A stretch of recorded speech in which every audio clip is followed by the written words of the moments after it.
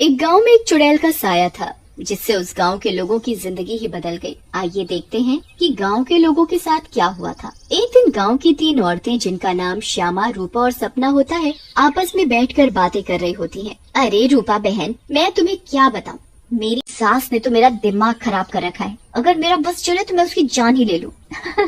अरे क्या हुआ श्यामा बहन, इतना गुस्से में क्यों हो? शांति मौसी ने क्या कर दिया? हाँ तुम घर में अकेली हो ना, इसीलिए इतने मजे से रहती हो। हमसे पूछो जिनकी सास है, एक तो खाती है इतना, रोटी बना बना कर मेरे तो हाथ ही थक जाते हैं, ऊपर से हर काम में कमियां निकालती हैं। सही कह रही हो श्यामा बहन, मेरी कहानी भी कुछ कुछ तुम्हारी तरह ही है। मैं तो जरा सा अपने मर्द के साथ बैठ क्या जाऊं, पता नहीं कहां से बुढ़िया को खबर मिल जाती है, वहीं आकर सर पर खड़ी हो जाती है। हाँ ये तो चिंता की बात है सपना बहन, मौसी को समझाओ, नहीं तो दादी कैसे बनेंगी। रूपा की बात सुनकर तीनों जोर जोर से हंसने लगती हैं। तभी उनकी नजर एक गोलगप्पे वाली पर पड़ती है। गोलगप्पे वाली बहुत ही सुंदर होती है, उसे देखकर तीनों से रहा नहीं जाता और वो तीनों गोलगप्पे वाली के पास चली जाती हैं। अरे तुम तो औरत होकर गोलगप्पे बेच रही हो। ये तो पहली बार देखा है। अरे तो बहन, इसमें बुराई क्या है, कोनो गलत काम थोड़ी ना कर रहे हैं, मेहनत कर रहे हैं। वैसे आप लोग खाओगे गोलगप्पे? बातें तो बहुत अच्छी बनाती हो, चलो देखते हैं गोलगप्पे कैसे हैं।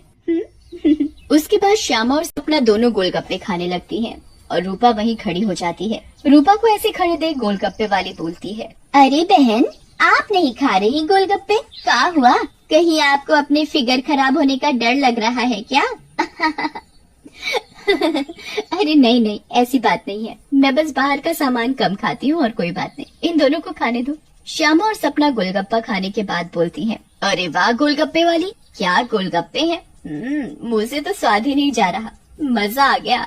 ऐसे गोलगप्पे मैंने जिंदगी में कभी नहीं खाए। तुम तो रोज आया करो, मैं तो रोज ही खाऊंगी। हाँ हाँ हाँ बहन जी, ये भी कहने की बात है, अब तो मैं रोज ही आया करूंगी, नया नया काम जो खोला है। उसके बाद वो गोलगप्पे वाली वहाँ से चली जाती है और वो तीनों औरतें भी अपने अपने घर चली जाती हैं। अगली सुबह रूपा पानी भरने के लिए कुएं पर जाती है। वहाँ औरतें आपस में बातें कर रही होती हैं। अरे रूपा बहन, पता है तुम्हें श्यामा और सपना कहाँ है? कहाँ है मतलब? अरे अपने घर पर होंगी और कहाँ? आहा, अरे नहीं रूपा बहन, वो दोनों अपने घरों से गायब हैं। कोई कह रहा था कि उनका चक्कर चल रहा था मर्दों के साथ और उन्हीं के साथ घर छोड़कर भाग गई हैं। बेचारे उन दोनों के पति। रूपा को ये बात सुनकर बहुत गुस्सा आता है और वो बोलती है, तुम्हें शर्म आनी चाहिए, औरत होकर औरतों के बारे में ऐसी बातें करते हो। ऐसा कहकर रूपा वहाँ से चली जाती है। शाम को वही गोलगप्पे वाली गांव में फिर से आती है। चीनू और टीनू नाम के दो मंचुले उसे देखकर बोलते हैं, अबे टीनू, वो देख क्या लड़की है, एकदम एक नंबर। ये तो तेरी भाभी बनने लायक है बीड़ू। सही कह रहा है चीनू, लेकिन इसमें थोड़ा गलती होने का। ये अपन की नहीं, तेरी भाभी बनने लायक है, समझा क्या? फिर वो दोनों गोलगप्पे वाली के पास जाते हैं और बोलते हैं, ए गोलगप्पे वाली, क्या गोलगप्पे खिलाएगी हम दोनों को? आप दोनों भी कैसी बातें करते हैं, ये गोलगप्पे क्या मैंने पानी भरकर होली में मारने के लिए रखे हैं? आप बहुत मजा किया हो मेरी तरह। वैसे क्या नाम है आपका? नाम में क्या रखा है साहब, आप गोलगप्पे खाइए ना, अगली बार आऊंगी तो नाम भी पता चल जाएगा। फिर चीनू और टीनू गोलगप्पे खाने लगते हैं। वाह, क्या गोलगप्पे हैं, इतने टेस्टी, लगता है तुम्हारे हाथ चूम लूं। मजा आ गया, मजा। फिर टीनू और चीनू गोलगप्पे वाली के सारे गोलगप्पे खा जाते हैं। अरे आप दोनों तो बहुत सारे गोलगप्पे खा गए, कहीं आपका पेट ना खराब हो जाए। कुछ नहीं होगा हम दोनों को, हम दोनों का बॉडी एकदम स्टील के माफिक है। वैसे कल आएंगी आप यहाँ? लेकिन गोलगप्पे वाली कुछ नहीं बोलती और वहाँ से चली जाती है। रात में ज्यादा गोलगप्पे खाने की वजह से टीनू और चीनू के पेट में दर्द होता है। हाय रे, मर गया। अरे चीकू भाई, ये लड़के का चक्कर अपन दोनों के लिए भारी पड़ गया रे। बहुत तेज दर्द हो रहा है पेट में। सही बोल रहा है भाई, अपन के पेट में भी बहुत गुड़गुड़ गुड़गुड़ सा हो रहा है और टॉयलेट तो कई बार होकर आया। मर गया रे, फिर से आ गई। तीनू और चीनू दर्द के मारे पेट पकड़कर बैठे होते हैं। तभी वो गोलगप्पे वाली उनके पास आ जाती है और बोलती है, क्या हुआ मेरे आशिकों, ऐसे क्यों बैठे हो? पेट में दर्द हो रहा है क्या? तुम्हें पता था क्या मिलाया है तुमने इसमें, बताओ। लेकिन तभी गोलगप्पे वाली चुड़ैल के रूप में आ जाती है। उसे ऐसे देखकर टीनू और चीनू दोनों घबरा जाते हैं और भागने लगते हैं। ये क्या हो गया अपन लोगों के साथ? हम तो परी समझ रहे थे, ये तो चुड़ैल निकली। अब हम क्या करेंगे? भागो रे भागो, अपनी जान बचाकर भागो। अब हम क्या करेंगे? करेगी तो ये चुड़ैल, अगर हम यहाँ से नहीं भाग पाए, इसलिए भागो यहाँ से। लेकिन चुड़ैल उन दोनों को पकड़ लेती है और मार डालती है और वहाँ से चली जाती है।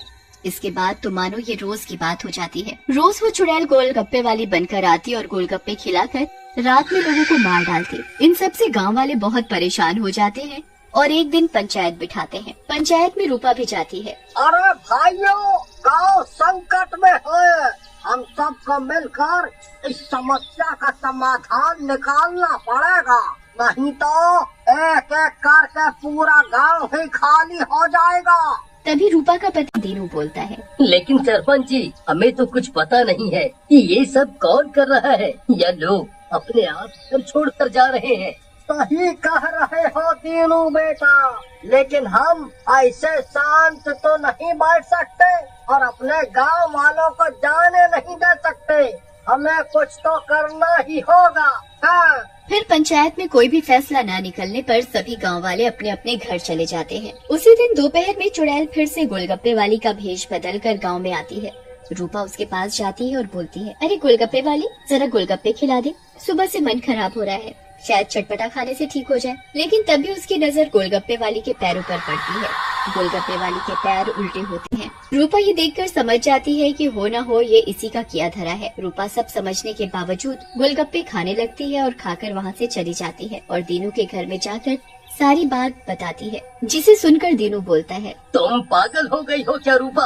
अगर उस गोलगप्पे वाली पर तुम्हें शक था तो तुमने गोलगप्पे क्यों खाए और अपनी जान जोखिम में क्यों डाली? मैंने अपनी जान जोखिम में नहीं डाली। तुमने एक बात पर ध्यान नहीं दिया, गांव में जितनी भी लाशें मिली हैं वो सिर्फ आदमियों की हैं, एक भी औरत की नहीं है। इसका मतलब ये है कि ये चुड़ैल अभी सिर्फ आदमियों को मार रही है। लेकिन रूपा, फिर भी औरतें तो गायब हो रही हैं और वो चुड़ैल निकली तो तुम उसका मुकाबला कैसे करोगी? हम औरतों में बड़ी शक्ति होती है, हम अगर अपनी पर आ जाएं तो किसी को भी अपने बस में कर लें। ये तो एक चुड़ैल है, इसे मैं देख लूंगी। तुम चिंता मत करो। फिर रूपा और दीनू अपने कमरे में सो जाते हैं, लेकिन रूपा की चिंता में दीनू को नींद नहीं आती और वो आंख बंद करके लेटा रहता है। रात में चुड़ैल उन दोनों के कमरे में आती है और रूपा को यूं आराम से सोते हुए देखकर हैरान रह जाती है। ये औरत तो वाकई बहुत निडर है, क्या मत सो रही है, लेकिन आज के बाद डरेगी। ऐसा कहकर चुड़ैल सोती हुई रूपा को उठा लेती है और जंगल की ओर चल पड़ती है। दीनू भी चुपचाप चुड़ैल का पीछा करने लगता है। चुड़ैल एक गुफा के सामने पहुंचकर रुक जाती है और गुफा को खोलती है। खुल जा सिमसिम। गुफा का दरवाजा खुल जाता है और चुड़ैल अंदर चली जाती है। दीनू भी चुपके से उनके पीछे पीछे अंदर चला जाता है। अंदर जाकर चुड़ैल रूपा को एक अंधेरे कमरे में ले जाती है और रोशनी करती है। जैसे ही वहाँ रोशनी होती है, गांव की बाकी औरतें भी रूपा को दिखाई देती हैं। श्यामा और सपना भी वहाँ होती है। अरे चुड़ैल, ये सब क्या है? गाँव की औरतें, तुम ये क्या कर रही हो? लेकिन चुड़ैल कुछ नहीं बोलती। रूपा बहन, ये चुड़ैल पूर्णिमा के दिन हम सब औरतों की बलि देगी, बचा लो हमें। ये बचाएगी तुम्हें। इसकी जान तो खुद खतरे में है। तभी वहाँ दीनू आ जाता है और बोलता है, रूपा की नहीं चुड़ैल, बल्कि तू खतरे में है। दीनू सब औरतों को जलती मशाल दे देता है। चुड़ैल, तूने हमको और गांव वालों को बहुत परेशान किया है, गोलगप्पों की कसम तुझे छोड़ेंगे नहीं। ऐसा कहकर औरतें चुड़ैल के ऊपर मशाल डाल देती हैं और चुड़ैल जलने लगती है। मुझे जाने दो, छोड़ दो। लेकिन चुड़ैल थोड़ी ही देर में जलकर भस्म हो जाती।